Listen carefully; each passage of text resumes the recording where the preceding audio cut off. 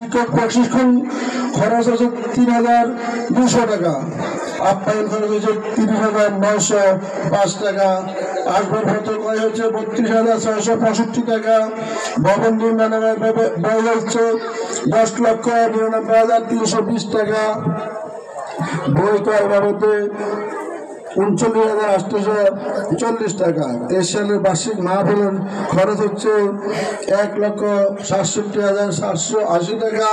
ইফতার মাহফিলের খরচ হচ্ছে ২৬,৭৫১ টাকা।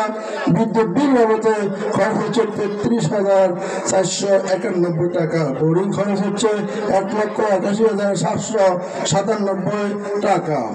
মোট খরচ হচ্ছে ২২,৭৮,৭৬৮ টাকা। সর্বমোট আয় হচ্ছে ১৪,৬০,১৪৭ টাকা। সর্বমোট ব্যয় হচ্ছে ২২,৮৭,৭৬৮ টাকা। এক বছরের মধ্যে ঋণ হচ্ছে ৮,৭০,৬২১ টাকা। অর্থাৎ এই বছরে ঋণ বেশি, কারণ হচ্ছে একটা ছাদ পিটছে, আপনারা জানেন। ওই ছাদে আমি প্রায় এই নতুন ঋণটা হচ্ছে, কিন্তু হতাম না। ওই ছাদটা কিন্তু অনেক টাকা, এই ৮,৭০,৬২১ টাকা ঋণ হচ্ছে। আর সাবেক ঋণ হচ্ছে ১৪,২,৫৯৪ টাকা। বর্তমানে সর্বমোট ঋণ মাদ্রাসা নিবন্ধন ২২,৩০,২১৫ টাকা। ৭,৯২,০০০ টাকা। কিতাব ক্রয় বাবদে ৪২,০০০ টাকা।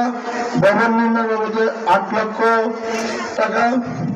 আসবাব ভাতা ক্রয় বাবদে ৪৫,০০০ টাকা। আপ্যায়ন অফিস ব্যবস্থা বাবদে ৩৮,৫০০ টাকা।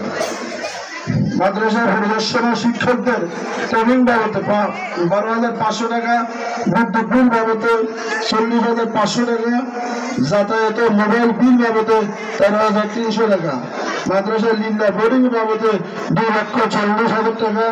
বার্ষিক মাহফিলের ব্যয় হচ্ছে ২,২০,০০০ টাকা।